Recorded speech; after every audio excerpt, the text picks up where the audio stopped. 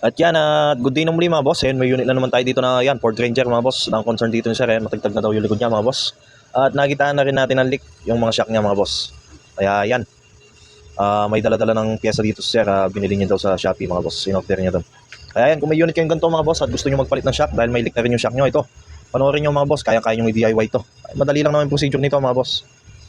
Kaya kung nasa bahay kayo, ayan, mag-jack kayo. Pwede naman isa-isa mga boss, pero kung dalawa naman yung jack niyo mga boss, mas maganda sabay na to. Basta make sure nyo lang na nakapatag yung gulong. Kumbaga nakasayad, nakaload. Ayan, para iwas disgrasya tayo mga boss. Ayan, sa mga nut na yan, 17mm lat yan mga boss. Ilalim at saka itaas. Yan lang naman yung dalawang nut na yan yung luluwagan nyo mga boss. Di ba? Yan lang kadali yan. Ayan, kaya kaya nyong DIY nyo sa inyo mga boss. Yan unang idala sa talyer. Ayan o, dalawang nut lang yan mga boss. Ilalim tsaka sa taas. Ayan, may isang washer at saka lock washer lang yan.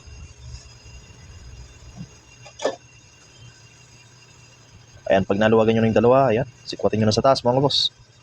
Ayan, sabay nyo na sa ilalim. Ganun lang yan, oh. Basta nakaload lang yung gulong mga boss, matatanggal nyo na maayos yan.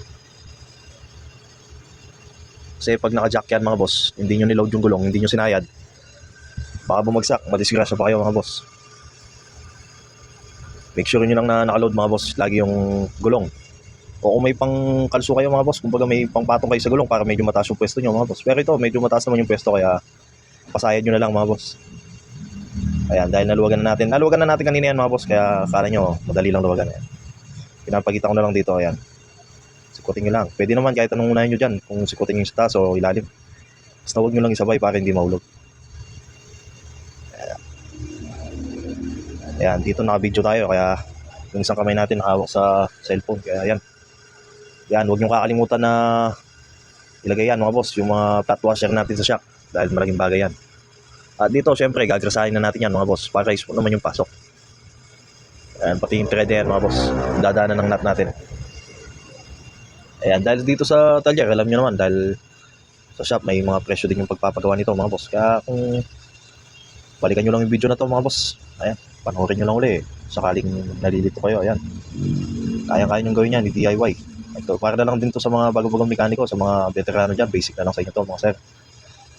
Para na lang to sa mga customer na nag-DIY. At make sure nyo na laging nasa taas yun mga boss. Wala namang kabaliktad dyan mga boss, hindi pwede magkabaliktad dyan. Laging nasa taas yan, yung malapad na ano. Kasi dyan papasok yung pinaka-ilalim natin mga boss. Dyan naglalaro yan. Yan, laging nasa taas yan.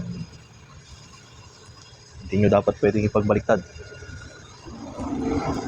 Yan o, sa paglalagay, ganyan lang, i-push nyo lang din sa taas pag medyo kulang.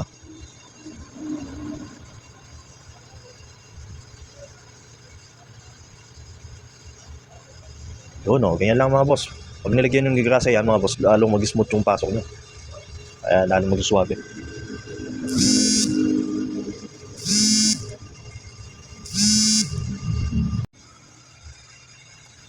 Ayan, at dyan, syempre, pag huwag nyo kakalimutan yung mga flat at lock washer nya mga boss.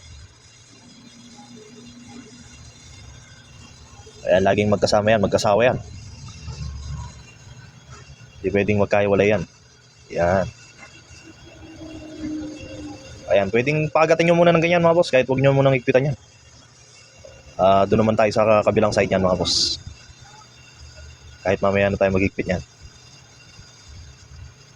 Ayan, ganyan lang yung procedure niyan mga boss, di ba? Ang daling basic na basic lang yan mga boss. Dadaling nyo sa talyer yan, masasaktan pa kayo sa bayad. O, dito, natuto na kayo. Nakatipid pa kayo kung gagawin nyo. Susundin nyo lang ito mga boss. O. Step by step lang yan. Ayan, dito, padaanin nyo din ulit ng grasa mga boss. Ayan, para suwabe naman ipasok. Smooth na smooth yung pasok niyan pagka nilagyan ng grasa yan mga boss. Di ka mukha nang walang grasa, may konting sayad. Di ka nang may sabit.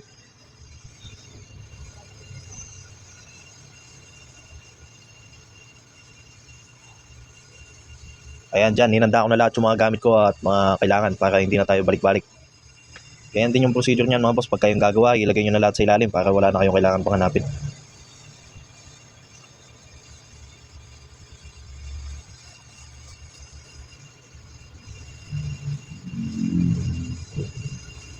Yan o, ganyan lang o. Basic na basic lang yan o.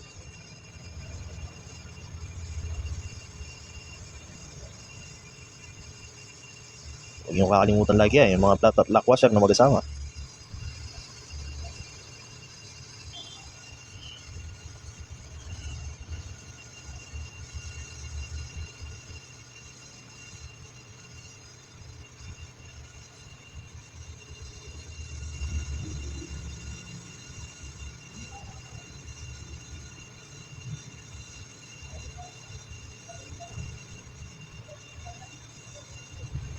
Ayan, at dito, magigpit na tayo ng maayos dito.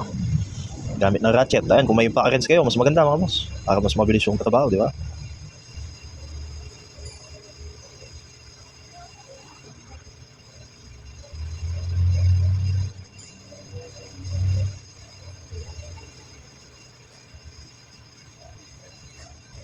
Dito mga boss, tinatansyameter ko na lang to. Sure ball naman na mahigpit na to sa pang ano ko. Sa hawak ko mga boss. Kung may ano kayo, torque wrench, ayan. Mas may nam. I-torque nyo ng 50 to 60 Newton mga boss. Ayan, para sure ball kayo. Ako kasi papadaan ako pamamaya na ano yan. Power handle, ayan. Pero okay lang, kahit tansyameter na lang yan mga boss. Basta make sure nyo lang na mahigpit na sa kamay nyo.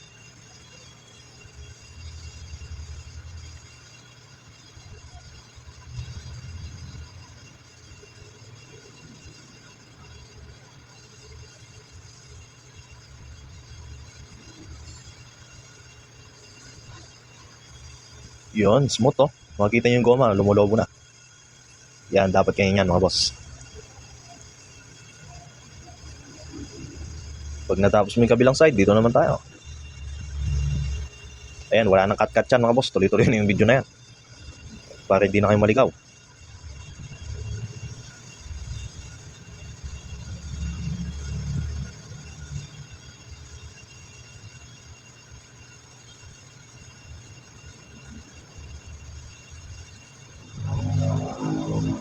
Ayan, pagpasensya nyo na, medyo malikot yung pagbibideo ko mga boss. Gawa ng one handle lang tayo dito. Focus lang tayo sa pagbibideo natin sa mga niluluwagan, niligpitan, tinatanggal. Hindi kasi natin mapasok dito yung ano natin eh. Yung holder ng camera natin eh. Medyo masikip, may lalim. Pababa yung pwesto mga boss.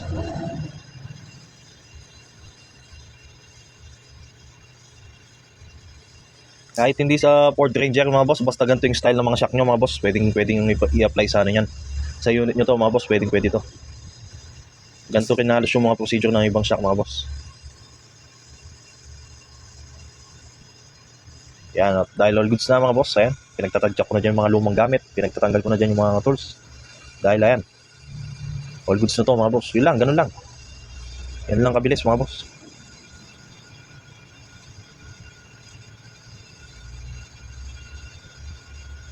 Huwag nyo lang kakalimutan, tanda na laging nakaload lagi yung gulong natin.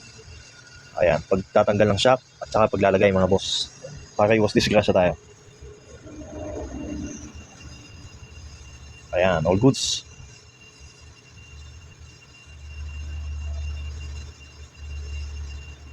Yan lang yung ginamit natin. Power handle, ratchet, and panikwat at grasa, 17, 17mm. Yan lang yung tools na kailangan nyo mga boss.